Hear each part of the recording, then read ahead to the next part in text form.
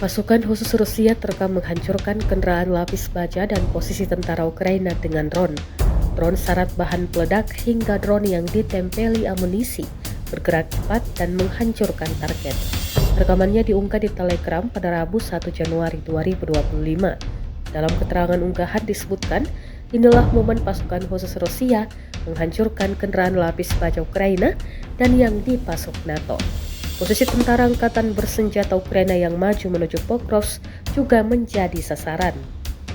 Prajurit Siberia dari detasemen pasukan khusus Vega secara aktif menghancurkan musuh dalam pertempuran untuk Avdiivka dan Pokrovsk, jelas narasi unggahan Rusia.